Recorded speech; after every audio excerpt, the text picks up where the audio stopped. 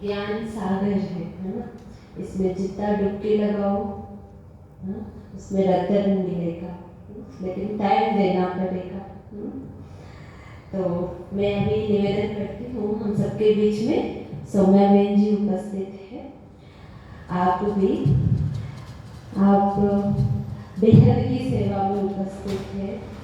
हमारी ब्रह्मा कुमारी ईश्वरीय विश्वविद्यालय का हेड ऑफिस मोन्टाहू में बहुत बड़ा गॉडलीवुड स्टूडियो है।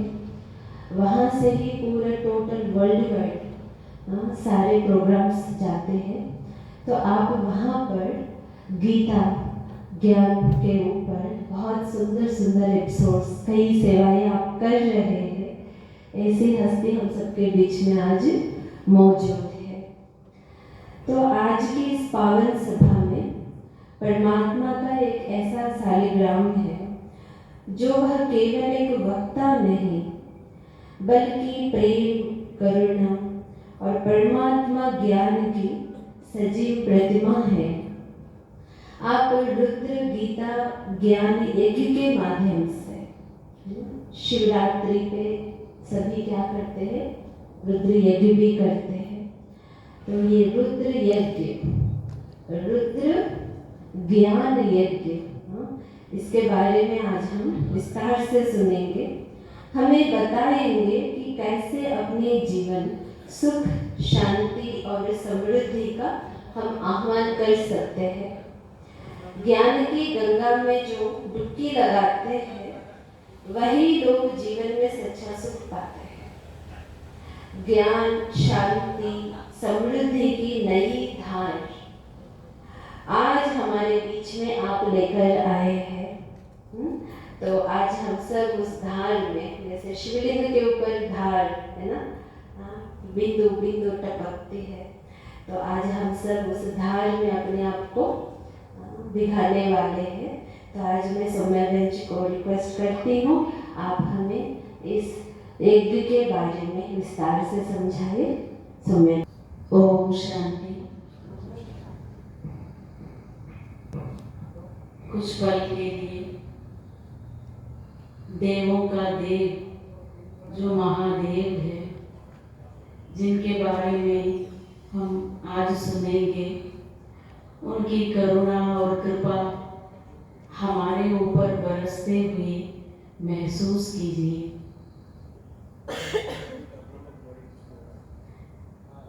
आज हम यज्ञ की बात सुनने के लिए अभी बैठे हैं। तो रुद्र यज्ञ तो हमने अनेक बार देखा भी होगा। तो आज हम ज्ञान यज्ञ के बारे में सुनेंगे, जिसके बारे में भगवान ने गीता में बहुत सुंदर बातें कही हुई है। भगवान वाच जो हम सुनेंगे तो हमें बहुत अच्छा लगेगा, क्योंकि जब हम यज्ञ के बारे में सुनते हैं तो हमारे सामने एक स्थूल यज्ञ, जो यज्ञ कुंड सामने रखा हुआ है, वो हमारे मन में आता है।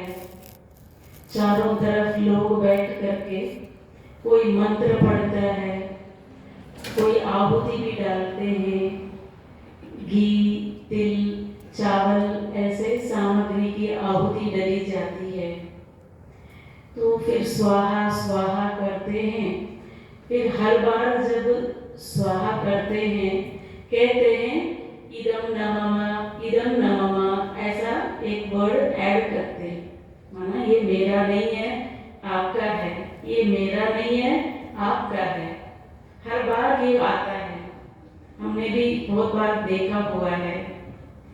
तो अब ये जो यज्ञ है, स्थूल यज्ञ है, कहते हैं ये सृष्टि पर कुछ ऐसे आफत आती है या कुछ ऐसे प्राकृतिक आपदाएं आती है, या मनुष्य को सुख शांति चाहिए, पारिवारिक खुशी सुख शांति के लिए मनुष्य यज्ञ रचते हैं। लेकिन ये ज्ञान यज्ञ क्या है? वो यज्ञ अनेक बार रचा जाता है। कोई मनोकामना पूर्ण करने के लिए यज्ञ रचते हैं, वो पूरा हो जाता है।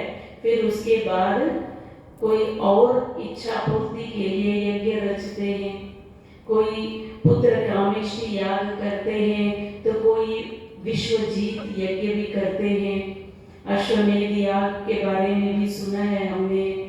ऐसे कोई रोग से मुक्त होने के लिए भी करते हैं। लेकिन अभी सृष्टि पर कौन सा समय आया है? जरूर वही समय आया है जो आफत आई हुई है। हर एक के अंदर मन में आज दुविधाएं हैं, सुख शांति की एक चाहना है, सब कुछ कर रहे हैं, शांति की खोज तो अभी भी बनी हुई है। तो हर एक के अंदर जो इच्छा है परमात्मा प्राप्ति की, यज्ञ का अर्थ ये भी है कि परमात्मा मिलन का अनुभव हो। एक ब्रिज है यज्ञ जो मनुष्य आत्माओं को परमात्मा मिलन की अनुभूति कराती है। तो इसीलिए हम कहते हैं यज्ञ, यज्ञो वै श्रेष्ठतम कर्मः, ये भी कहा गया है वेदों में, जो श्रेष्ठ कर्म है वही सबसे बड़ा यज्ञ है। तो अभी जो सृष्टि पर समय चल रहा है, हर आत्मा के अंदर पुकार है, हे भगवान आप कहाँ हो? ऐसा समय क्यों आया है सृष्टि पर? सब कुछ है फिर भी खुशी नहीं है। तो ऐसे समय पर ही परमात्मा आकर के हमारे लिए ये यज्ञ रचते हैं। गीता में भगवान वाच है कि मैं जब इस सृष्टि पर आता हूँ, मेरा जन्म और मेरा कर्म, कहते हैं जन्म कर्म च मे दिव्यम, तो मनुष्य आत्माओं सदृश्य न परमात्मा का जन्म होता है, न ही उसका कर्म हमारे जैसा होता है। तो जरूर उनका जन्म भी अलग तरीके से होता है, कर्म तो जरूर दिव्य ही होगा। तो परमात्मा कब इस धरा पर आते हैं, जो अभी हम सुन रहे थे, धर्म की ग्लानि का समय कहें, या हर आत्मा के अंदर जब शांति की चाहना, खुशी की चाहना, दुख में हर आत्मा अंदर से जब पुकारती है, तो हम सर्व आत्माओं का जो पिता है तुरंत इस धरती पर आ जाते हैं। तो इसी को ही हम कहते हैं परमात्मा अवतरण। तो कहते हैं अवजानन्ति मां मूढ़ाः, मैं जब इस सृष्टि पर आता हूँ, हम और आपकी तरह तो वो आते नहीं है, इसलिए मूढ़मति मनुष्य मुझे नहीं पहचान सकते। तो आज हम कोशिश करेंगे आए हुए उस परमात्मा को पहचान करके जाए, तभी तो हमारी बुद्धि का कनेक्शन जुड़ेगा ना। तो भगवान कहते हैं मैं तो अजन्मा हूँ। परमात्मा ने स्वकथित परिचय कहेंगे, गीता में स्वयं ही कहा है कि मैं अजन्मा हूँ, मैं गर्भ से जन्म नहीं लेता हूँ, मैं अभोक्ता हूँ। कर्म के अच्छे बुरे फल को वो भोगते नहीं है, क्योंकि वो स्वयं अकर्ता है, खुद भी कर्म तो करते ही नहीं है। इसीलिए वो कहते हैं ज्योतियों का भी मैं ज्योति हूँ। वो जो प्रकाश जो दिखाई दे रहा है, ये तो पांच तत्व का ज्योति है। मैं उससे भी परे, अज्ञान अंधकार से भी मैं परे हूँ। तो ज्ञान का स्वरूप हूँ मैं। परमात्मा जो है, कहते हैं ना, तीसरा नेत्र माना, ज्ञान रूपी तीसरा नेत्र ही परमात्मा देते हैं, ना कि कोई फिजिकल आई होता है यहाँ पर। तो वो मैं अदृश्य हूँ, मैं इन आंखों से दिखाई नहीं देता हूँ, लेकिन मैं सूक्ष्माति सूक्ष्म बिंदु हूँ, माना मैं निराकार हूँ। तो परमात्मा जब ये कहते हैं, वो कहते हैं मैं सबका हितैषी हूँ। शिव माना मंगलकारी, सबका कल्याणकारी है, उनको रुद्र भी कहते हैं। वो कहते हैं मैं ये जो समय चल रहा है, इस समय ही इस सृष्टि पर आता हूँ, और मेरा जो रूप है, शिवलिंग जो सामने आप देख रहे हैं, वो ज्योति स्वरूप है। तो उसका ही शिव का पिंडी बना करके पूजा के लिए एक सुंदर रूप दिया हुआ है। तो वो परमात्मा आकर के भगवान वाच गीता में क्या है, वो कहते हैं सह यज्ञ प्रजा सृष्ट्वा पुरोवाच प्रजापतिः अनेन प्रसविष्यध्वं येषवोत्तिष्ठ कामधुक्। तो वो कहते हैं कि ये जो सृष्टि है, इसकी सृष्टि के आदि समय पर परमात्मा जब इस धरती पर आते हैं, सबसे पहले तो ब्रह्मा की रचना करते हैं। ब्रह्मा के साथ हम सब की रचना करते हैं। तो ये जो यज्ञ है, इस यज्ञ के थ्रू ही हमारी वृद्धि भी होगी। तो ये यज्ञ कामधेनु है, मन इच्छित फल प्राप्त कराने वाला है।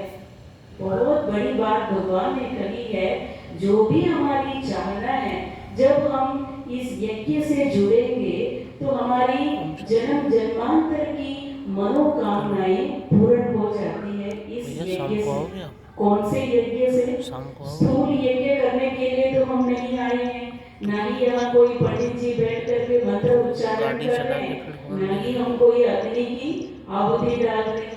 भगवान कहते हैं मैं आकर के ज्ञान यज्ञ रचता हूँ। तो ये जो समय चल रहा है, परमात्मा इस सृष्टि पर आए हुए हैं, वो आकर के यज्ञ रच रहे हैं। तो वो जो यज्ञ है, वो कौन सा यज्ञ है? तो जरूर परमात्मा आएंगे तो क्या देंगे?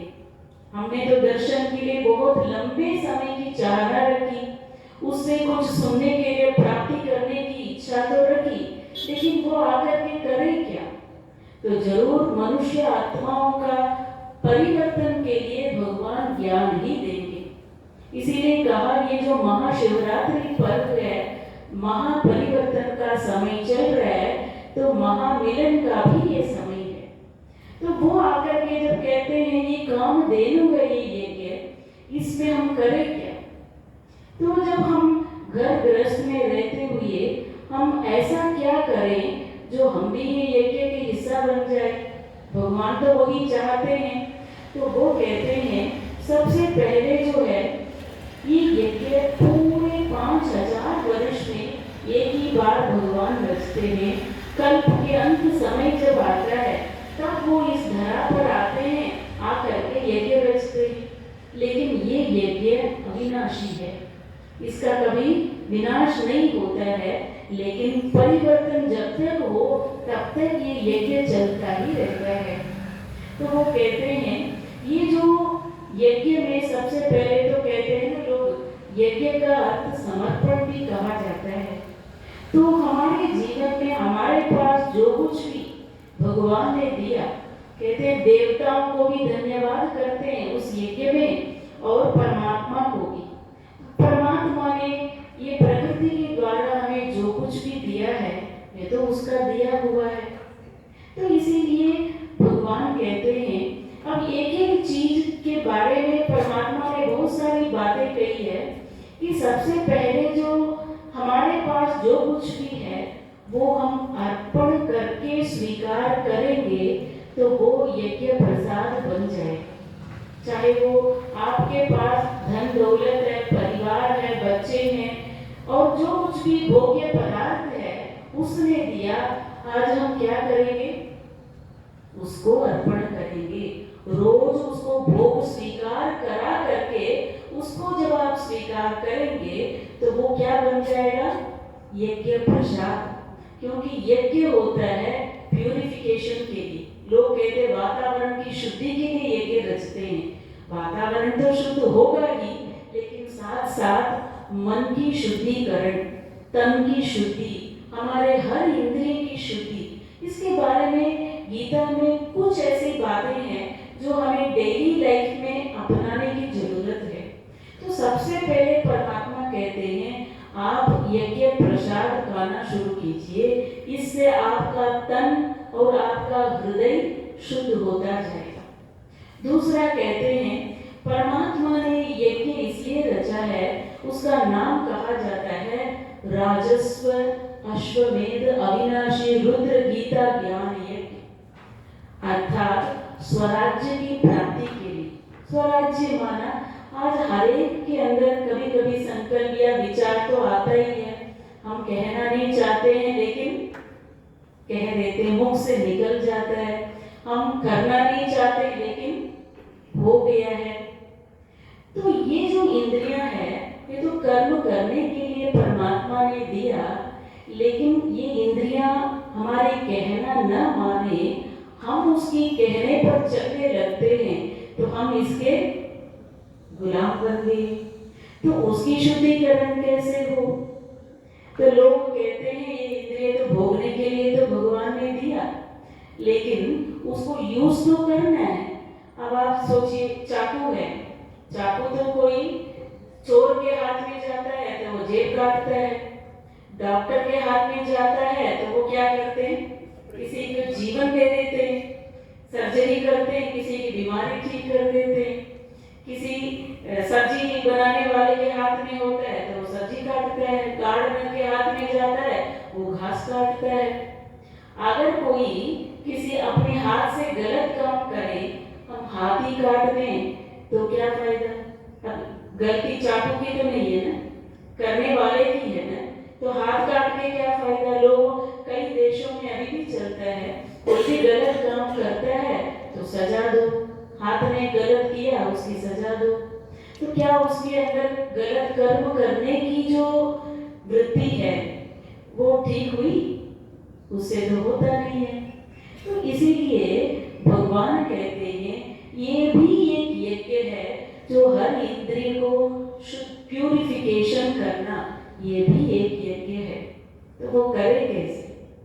तो अब इसके लिए परमात्मा ने एक सुंदर विधि बताई है। जैसे लोग कहते हैं ना, मनो एव कारण मनुष्यानां बंध मोक्षयो, हर आत्मा बंधित है, कहीं ना कहीं हम वश है, इंद्रियों के, मन के वश है। परिवार में भी कुछ ऐसे हम कहीं ना कहीं किसी चीज के वशीभूत होते जाते हैं, उसके गुलाम हो गए। क्या करें?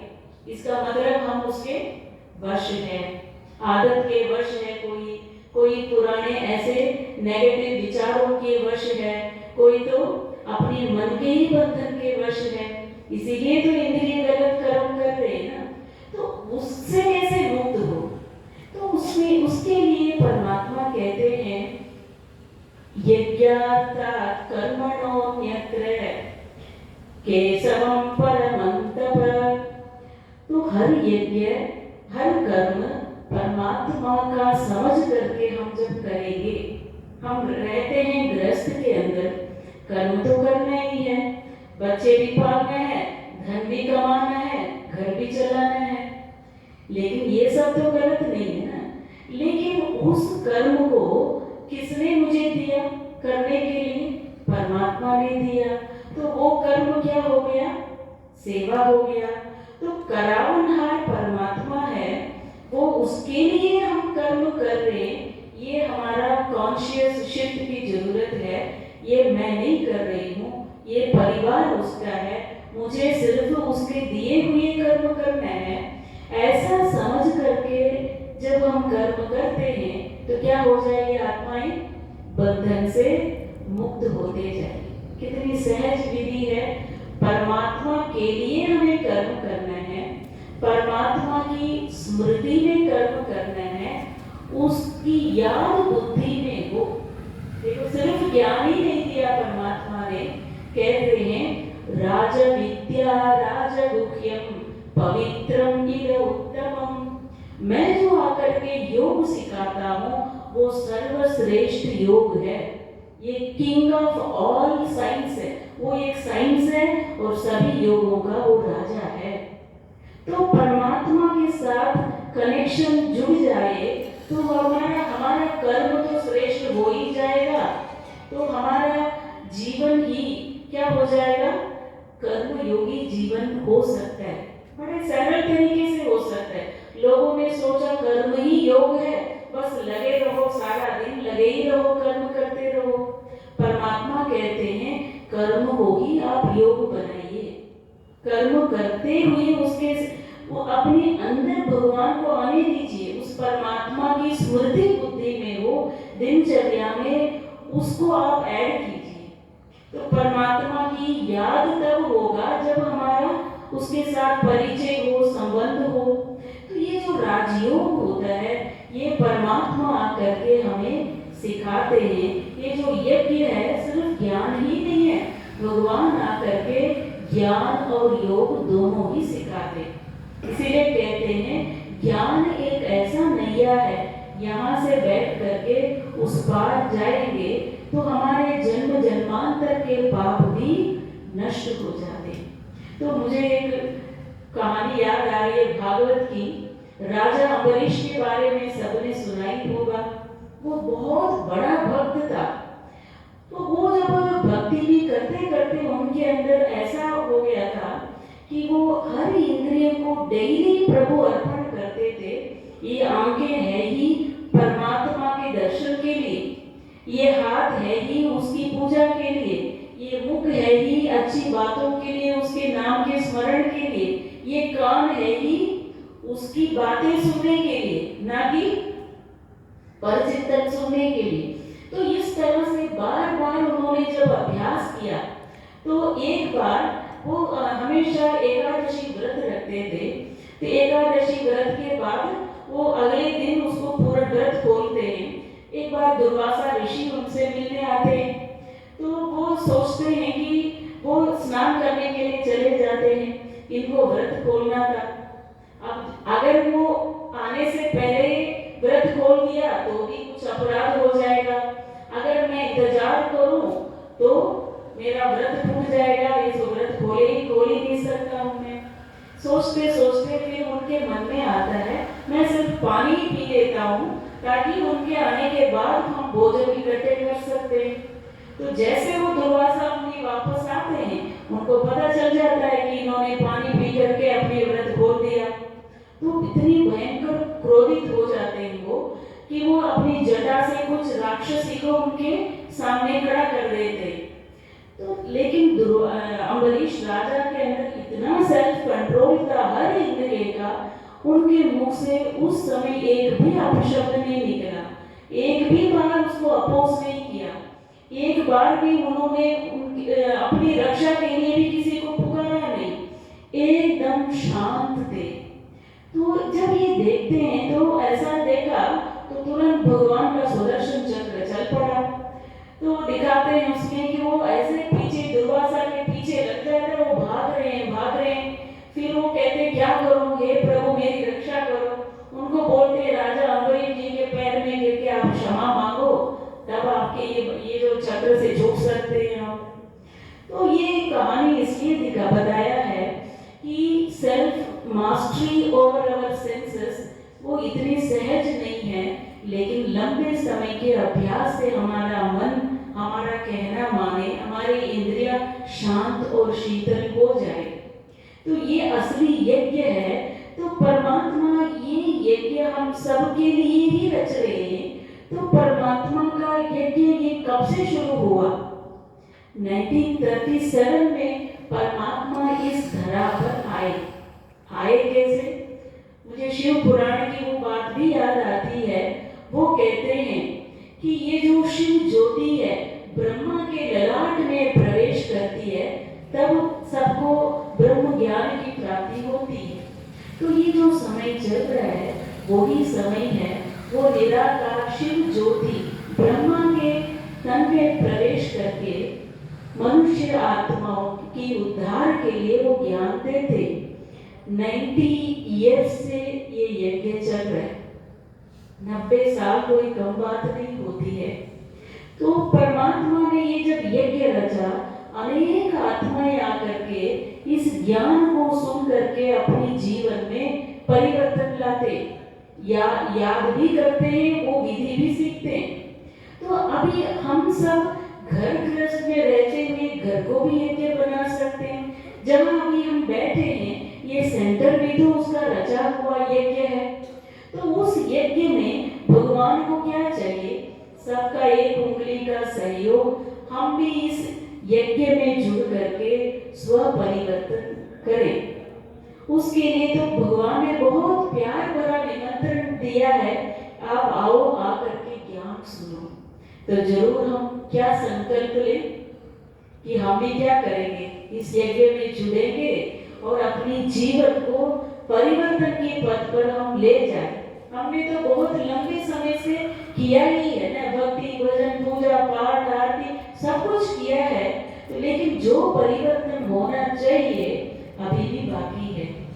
तो यज्ञ में आते हैं तो जरूर आहुति भी तो डालेंगे ना। क्या 1-2 मिनट के लिए हम मन ही मन में संकल्प लेकर के आहुति डाल सकते हैं? 1 मिनट के लिए हम सभी खड़े हो जाएंगे।